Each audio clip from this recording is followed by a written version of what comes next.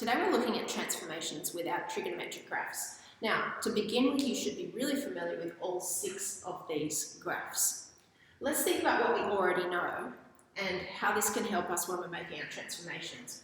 We've already seen that y equals cos of x is an even function, and of course so is its reciprocal. Now, even means that it's got symmetry left to right, and this should make loads of sense once you understand what this graph looks like and then it continues on the other side. It's actually got a point here where it's got that symmetry across the y-axis. So when we flip it upside down and make y equals sec x, we've got the exact same situation. Now, I'm going to jump down here and explain something.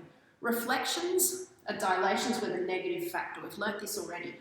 But since these result in trig graphs with the same shape anyway, we are only going to look at positive dilations. Now, let me explain what that means with regard to each of these.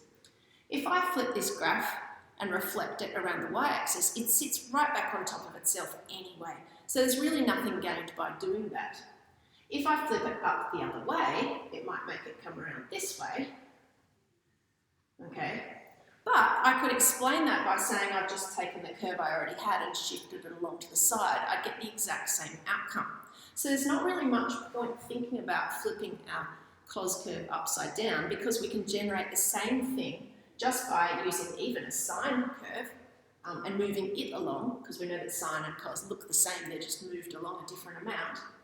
And that reflection, no matter which way I do it, isn't really going to take me anywhere new.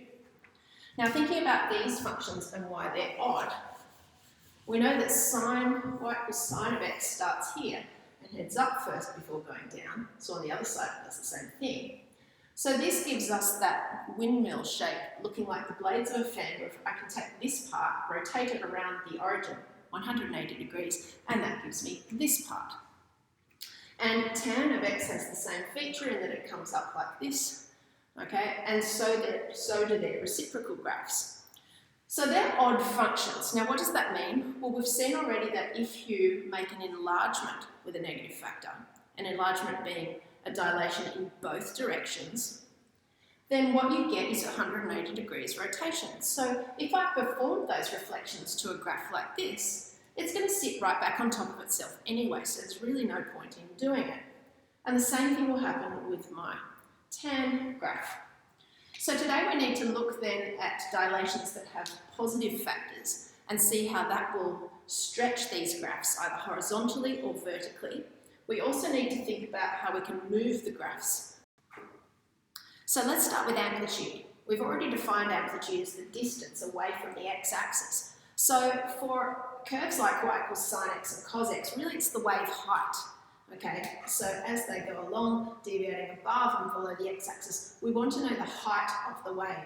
Now, we don't take the whole height, we just basically take half of the height of the graph, because that height there will be the same as this height here, and that tells us how far we're deviating above or below the x-axis. So this would be our amplitude.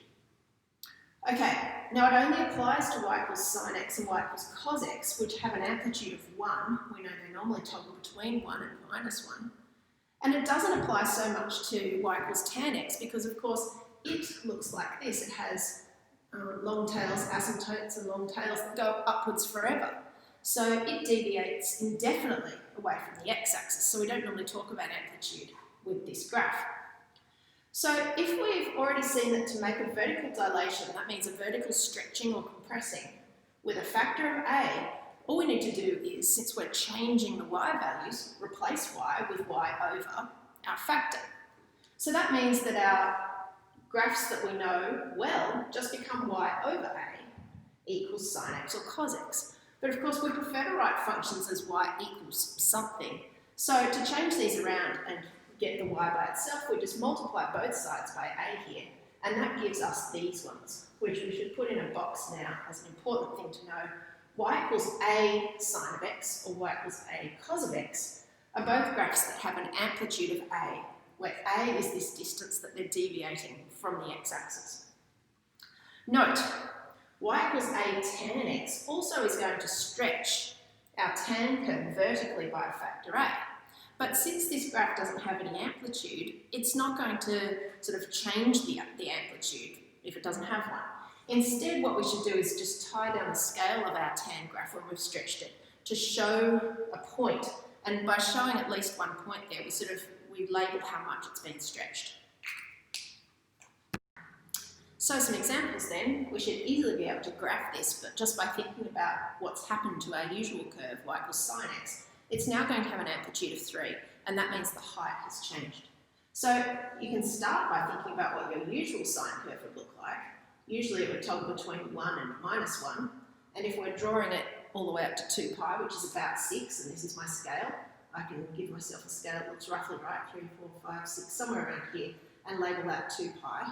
So this will be pi, and then I'll have pi on 2 here, make these halves, and I've got 3 pi on 2, and I know that my graph looks something like this. So that's something to start with. Now if I've stretched it by a factor of 3, it's just going to be coming up taller, so I can make a new sketch now and say it's going to come up more like 3 and -3, and then I've still got my same sort of points here, pi on 2, pi, 3 pi on 2, and 2 pi. I know it needs to start here, go up, and then back to 0, and then down, and then back to 0. Putting each of those points in just helps me think through where I'm going, and then I just rough my curve in like that. Graphing this one, it's going to stretch by a factor of 2, and that's going to stretch it out vertically. So I'm not going to do a quick sketch and then change it. I'm literally just going to draw my y equals tan x and then label a point. After all, my vertical axis doesn't have to be perfectly to scale on a graph like this. I sort of made it to scale roughly here because I find that it helps me get things around about right. But I know that my tan curve starts like this, and it has a width of only pi. So if this is a width of pi, then it means that between minus pi on 2 and pi on 2, it makes its first sort of section. And then it repeats that. So over here, if it goes through 0, it will go through pi. Doing the same thing. And if I've got pi there, I'm going to have 2 pi out here, where it does another asymptote and does the same sort of thing. I could continue this one up a little bit. We've only been asked to draw this much. Now, to tie down the vertical scale, all I need to do is think of a point. So if I pick a point on here, let's say pi on 4, because I know that the tangent of 45 degrees is easy to find. Tangent of 45 is 1. So if I say if x equals pi on 4, now I just sub that in here. Y is equal to, well, the tan of pi on 4 is 1, and 2 1s are 2.